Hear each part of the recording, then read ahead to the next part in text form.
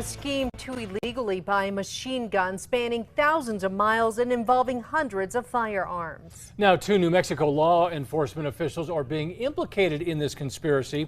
News 13's Gabe Chavez is here with details. Gabe.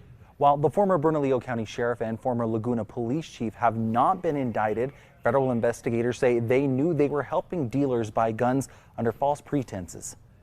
From Maryland all the way to New Mexico, a federal indictment describes a conspiracy to buy and sell guns to private parties.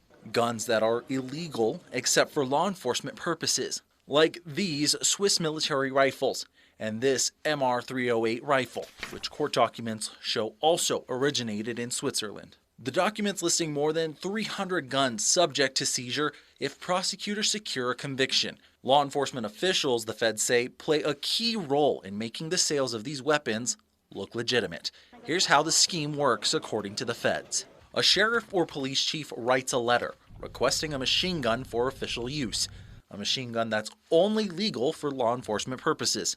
That letter allows a gun dealer to get approval from the ATF to import the firearm. But instead of going to the law enforcement agency that is requesting it, the gun goes into a private collection or gets sold for profit. So far, prosecutors have indicted gun dealers and police chiefs in Coates, North Carolina, and Ray, North Dakota, along with James Tafoya, owner of Woody's Weapons in Albuquerque, with an address listed at this unmarked building. Former Bernalillo County Sheriff Manny Gonzalez is not indicted, only identified in documents by his initials. Same goes for Rudy Mora, who was the Laguna Police Chief at the time after serving as Gonzalez's undersheriff. But the paperwork says between 2015 and 2020, then Sheriff Gonzalez wrote around 130 letters on BCSO's letterhead to Woody's Weapons, requesting nearly 600 firearms. 7 were imported by a dealer in Maryland who's also indicted. Meanwhile, prosecutors say Mora wrote similar letters in 2020 and 2021,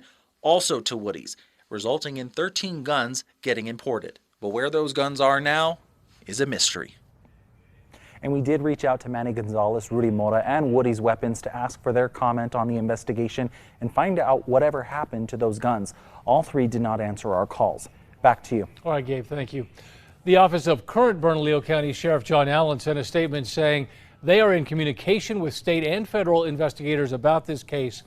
The statement goes on to say the department is cooperating with investigations of any form of corruption.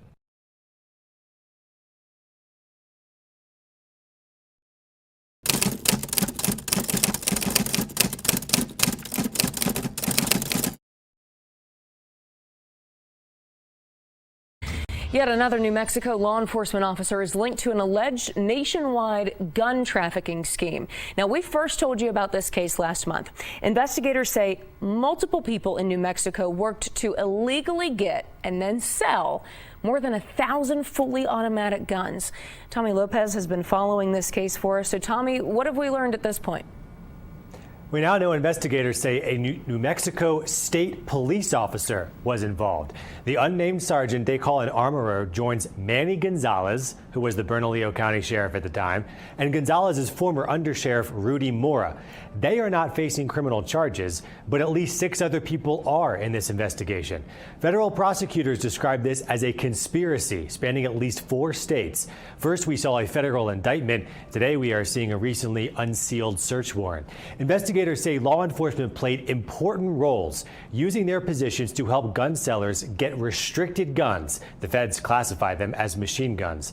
They claim no one intended for those guns to end up with those departments. The goal was to sell them, often for $10,000 or more. Those officers reportedly submitted requests like these that can only come from law enforcement. Investigators say this letter from New Mexico State Police is an example. You can see that's official letterhead from the Department of Public Safety there, and it lists Governor Michelle Lujan Grisham's name there because that is part of her administration. A state police spokesperson says they can't release the officer's name because the investigation is ongoing, but they say the sergeant is still employed with NMSP, and they added that they cannot take any accusations seriously. And they added this, quote, "If any of our personnel engaged in inappropriate or criminal behavior, it will be dealt with swiftly." The current Bernalillo County Sheriff got in front of cameras after the news broke about former Sheriff Manny Gonzalez. It's not acceptable. That's not something that we need to, how we build public trust. Even before I took office, it was always a concern of mine on what any administration would do previous and what we don't know about. Investigators believe the gun shop owners were the brains behind this scheme, and that includes an Albuquerque man, James Tafoya. We're showing you video here of two of his gun shops, ones that investigators have named in these court documents. He's facing federal charges that could mean up to 30 years in prison. A judge released him to await his trial. We still don't know whether investigators have evidence that any of these guns made it to New Mexico. We just know there were an awful lot of requests. We've reached out to the other people in New Mexico who are allegedly involved in this. We have not heard back. We also did not hear back today from a spokesperson for the governor. And Tommy, you found some of these requests for fully automatic guns were particularly suspicious, so to speak. Yeah, investigators say a seller with no ties to New Mexico asked for 72 guns for the police department in Ray, North Dakota, which has just one sworn officer. Some of these sellers were making a lot of money. Investigators say they found a collection valued at $1 million in one bust. That was in North Carolina. The goal of all of this was to sell to mostly collectors. A lot of these guns are rare, they're expensive, and the sellers were importing many of these guns from overseas. Well, we'll continue to follow the investigation as more developments come out, that's for sure. Tommy, thanks so much.